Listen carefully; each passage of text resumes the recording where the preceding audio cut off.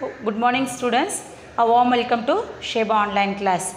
Okay, so I hope from the previous class you would have understand. So this class we are going to see about the same chapter, third chapter, but in the previous class we saw about the land and the labor. So in this class we are going to see about the capital. Okay, come on, let us move on.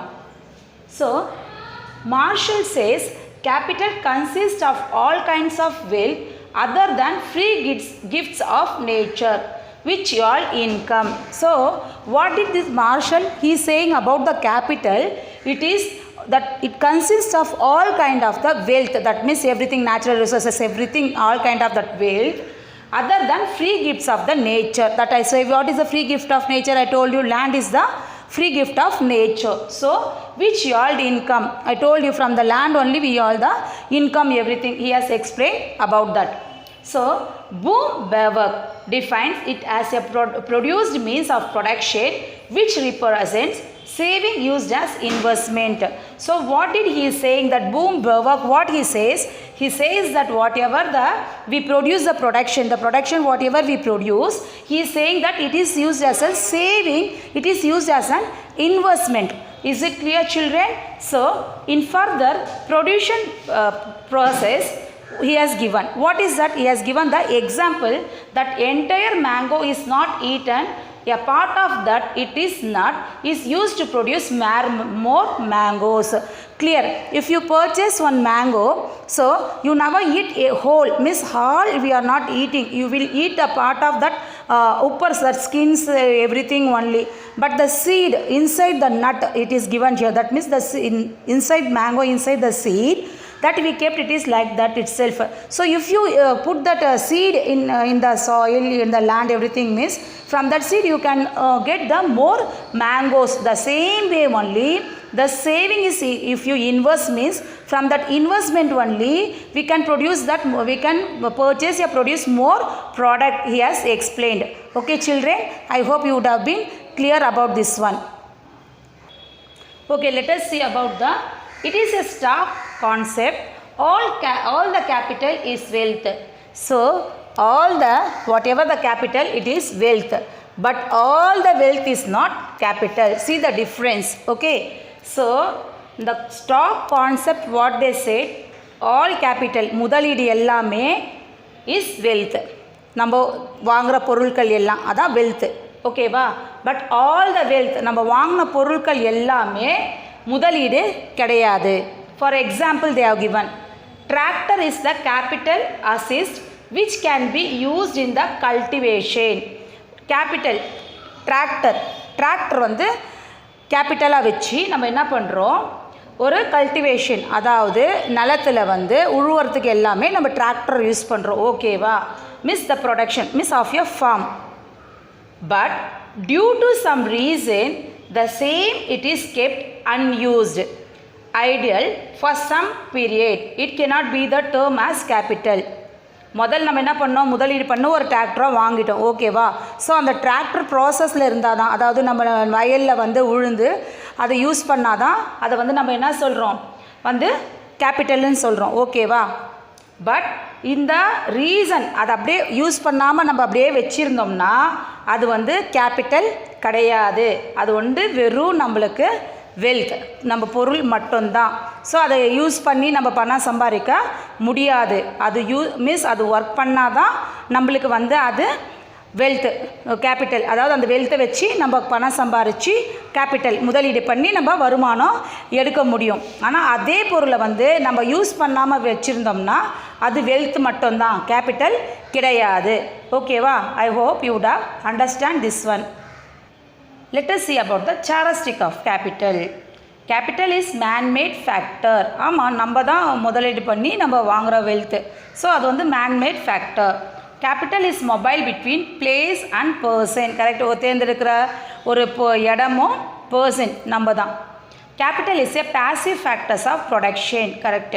Capital supply is elastic. Capital demand is a derived demand. Capital is durable. So this everything it is given the explanation of the characteristic of capital. Okay va? So இதில் வந்து capital may be tangible or intangible கொடுத்துருக்காங்க. Example வந்து building, plant and machineries, factories, inventories or input, warehouses, road, highways etcetera. இது எல்லாம் tangible கேபிட்டல்னு கொடுத்துருக்காங்க. எது எது? Building, plant, machineries, factories. So இது எல்லாமே ரோட்ஸு, ஹைவேஸ் எல்லாமே tangible capital. The example for intangible capital are invest on advertisement, expenses on training programmes. இது எல்லாமே இன்டேங்கபிள் கேபிட்டல் அப்படின்னு சொல்லிட்டு கொடுத்துருக்காங்க. Financial capital means the assets need for a firm to provide goods and service measured in a term of money value. It is normally raised through debt and equity issues. The prime aim of it is to mass wealth in the term of product. So நம்ம எவ்வளோ காசை நம்ம செலவு பண்ணி product எல்லாமே உற்பத்தி பண்ணி அதை விற்பனை பண்ணுறது எல்லாமே ஒரே ஒரு இது வந்து ஃபினான்ஷியல் கேபிட்டலுடைய மெயின் மோட்டிவ் என்னன்னா for the profit. Okay, so I hope this you would have understand about the capital. Now let us do the organization. Okay, let us see about the organization. So the man behind organizing the business is called an organizer or an entrepreneur. Okay வா? So the man behind organising பின்னாடி இருக்கிற பிஸ்னஸில் இருக்கிறவரை பற்றி தான் நம்ம ஆர்கனைசர்னு சொல்கிறோம், இல்லை என்டர்பிரியர்ஸ்ன்னு சொல்லுவோம். Organiser is the most important factor of production. So இந்த ஆர்கனைசர் தான் வந்து ரொம்பவே இம்பார்ட்டன்ட். எதுக்கு? த ஃபேக்டர்ஸ் ஆஃப் த ப்ரொடக்ஷனுக்கு எல்லாத்துக்குமே வந்து ஆர்கனைசர் தான் ரொம்பவே வெரி இம்பார்ட்டண்ட். ஓகேவா? So he represent a special type of labour. அவர் என்ன ரீப்ரசன்ட் பண்ணுவார்? A special type of labour. So வேலை செய்கிற ஆட்களை வந்து ஒரு ஸ்பெஷல் டைப்பாக வந்து அவர் வந்து கொண்டு வருவார். So this is the example of the organisation. That means the man behind organisation the business is called as an organizer or entrepreneur சொல்கிறோம். An organizer is the most important factors of the production.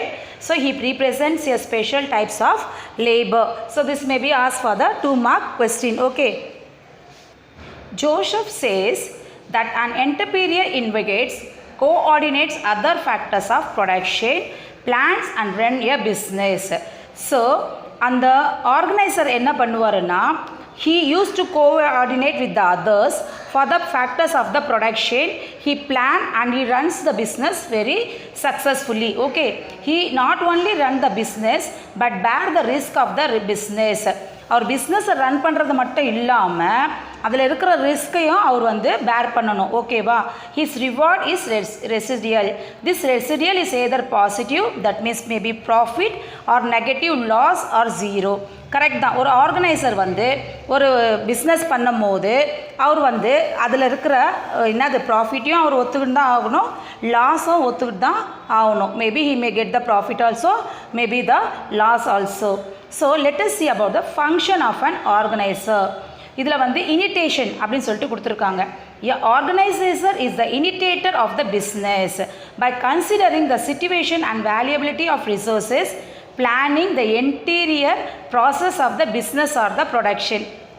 இந்த organiser தான் வந்து மெயினே பிஸ்னஸுக்கு. அவர் என்ன பண்ணுவார்னா, சிச்சுவேஷனுக்கு ஏற்ற மாதிரி plan பண்ணி அந்த பிஸ்னஸை ஒரு சக்ஸஸ்ஃபுல்லாக ப்ரொடக்ஷனை கொண்டு வருவார். ஓகேவா? So innovation. So a successful entrepreneur is always a innovator. He introduce new method in the production process. So ஒரே இப்போ ஃபார் எக்ஸாம்பிள் இப்போ வந்து ஒரு கார் பார்க்குறோம். ஓல்டன் டைப்பில் வந்து அம்பாசிடர் கார் தான் இருந்துச்சு. ஸோ அந்த அம்பாசிடர் காரே இவ்வளோ வருஷமாக அப்படியே ஓட்டிக்கிட்டே இருந்தோம்னா அது ஒரு சக்ஸஸ்ஃபுல்லாக இருக்குமா? கண்டிப்பாக முடியாது. நியூ வெரைட்டி, நியூ மாடல்ஸு அது மாதிரி கொண்டு வரும் போது தான் நல்ல பிஸ்னஸ் வந்து ஃப்ளோ ஆகும், மீன்ஸ் அந்த குறிப்பிட்ட கம்பெனிக்கு. ஸோ இது எல்லாமே உடைய பிளான் போட்டு கரெக்டாக கொண்டு வரது வந்து இவர் தான். ஓகேவா? So coordination. Organizer appeals a particular combination of the factors of production to start and run the business of production. அவர் வந்து எது ஒன்று கொண்டு வந்தாலும் பர்டிகுலராக பர்ஃபெக்டான ஒரு காம்பினேஷன் கொண்டு வந்தால் மட்டும்தான் அதை சக்ஸஸ்ஃபுல்லாக கொண்டு போக முடியும் பிஸ்னஸில். So control, direction and supervision. An organizer controls so that nothing prevents the organization from the achieving its goal. He directs the factors to get better result and supervise the efficient function of all. Correct தானே? Controller, director, சூப்பர்விஷனுடைய வேலை என்ன? வேலை செய்கிற ஆட்கள் எல்லாமே ப்ராப்பராக கரெக்டாக செய்கிறாங்களா அப்படின்னு சொல்லிட்டு பார்க்குறது தான் அவங்களுடைய வேலை. ஓகேவா? let us see about the production function. Okay, so in production function refers to the relationship among the units of the factors of the production. So production function இது எதை ரெஃபர் பண்ணுதுன்னா relationship among the units of the factors of the production. உற்பத்தி பண்ணுற பொருட்கள் எல்லாமே, that means input. நம்ம input போட்டால் தான் நம்மளுக்கு அவுட்புட் கிடைக்கும். ஓகேவா? So input and the result quantity of the good produce, that means output. ஓகேவா? ஸோ ப்ரொடக்ஷனுடைய ஃபங்க்ஷன் என்னன்னா, இது என்ன சொல்லியிருக்காங்க, that is the relationship between the sum units. Among the யூனிட்ஸில் ரிலேஷன்ஷிப் இருக்கிறது எதுக்கு, ஃபேக்டர்ஸ் ஆஃப் த ப்ரொடக்ஷன் கோசரம். ஸோ நம்ம இன்புட் போட்டு அதில் வராத நம்மளுக்கு ரிசல்ட் வந்து quantity of the good products எல்லாத்தையும் ப்ரொடியூஸ் பண்ணுறது தான் நம்மளுக்கு அதோடைய அவுட்புட். ஓகேவா? So production functions may be expressed as like this method. Q is equal F. In the bracket they have given about the N, L, K and T. Okay, so they have given the explanation for this one. Okay, so what they have given, Q is the quantity of output. What is for the Q? Quantity of output. And N, it is given for land. What is they mentioned for N?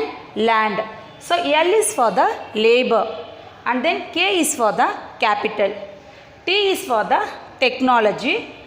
So this everything, that means Q, N, L, K, T, quantity of output, land, labor, capital and technology. This all depending on the efficiency of the producer. That means what? Quantity of the output, land, labor, capital and technology. This everything, it depends the efficiency of the production. Okay children, so let us see about the assumptions. The law of variable proportions is based on the following assumptions. What are they? Only one factor is variable while other are held constant. Means one factor, only one, it is maybe the variable, different irukkalam, but other it is content only. Okay va? All the unit of the variable factor are homogeneous. The product is measured in a physical unit. So அந்த product எல்லாம் எப்படி measure பண்ணுறாங்கன்னா physical யூனிட்ஸில் measure பண்ணுவாங்க. There is no change in the state of technology. டெக்னாலஜியில் எந்தவித மாற்றங்கள் கிடையாது. There is no change in the price of the product. ஒரு ப்ராடக்ட் உற்பத்தி பண்ணி அதுக்கு ப்ரைஸ் போட்டாங்கன்னா ஸோ அதுக்கு சேஞ்சஸ்ஸு கிடையவே கிடையாது. ஓகேவா? So here they has given that average product பற்றி பார்க்கலாம். It is the result of the total product divided by the total unit of input employed. So in the other words, it is refers to the output per unit of the input. So இங்க என்ன கொடுத்திருக்காங்கன்னா AP அப்படினு கொடுத்திருக்காங்க. That means AP is equal average product. What is the full form of that AP? Average product. So TP ன்றது என்னது? Total product. So N is equal total units of output employed. ஓகேவா? AP வந்து average ப்ராடக்டை கொடுத்துருக்காங்க, TP வந்து total. So இது எல்லாம் ஓவராலாக total unit of input employed they have given like this one. Okay children, now let us see about the marginal product, that means MP. In this addition or increment made to the total product, which one more unit of the variable input is employed. இல்லை increment வந்து என்ன பண்ணுறதுனா total product இருக்குல்ல, உற்பத்தி பண்ண எல்லா total ப்ராடக்டை வந்து எல்லாம் ஒரு யூனிட்டாக போட்டு வேரியபிள் பண்ணி அதை வந்து யூனிட்டில் கொண்டு வந்து எம்ப்ளாய்ட் பண்ணுறது, அந்த ப்ராடக்டை கொண்டு வந்து விற்பனை பண்ணுறது. ஓகேவா? So in other word, it is the ratio of the change in the total product to the change in the unit of the input. இதை எப்படி எக்ஸ்பிரஸ் பண்ணி சொல்லியிருக்காங்கன்னா MP. So MP is equal marginal product. ஒரு product உற்பத்தி பண்ணால் marginal ஒரு rate நம்ம வைப்போம்ல, ஒரு 10 rupeesனால் ஒரு பிரெட் பேக்கெட், அது மார்ஜினல் ரேட் 10 rupees தான். அதுக்கப்புறம் டேக்ஸ் போட்டு மற்ற கடைக்கு விற்பனை பண்ணும் போது டிஃபர் ஆகும். ஓகேவா?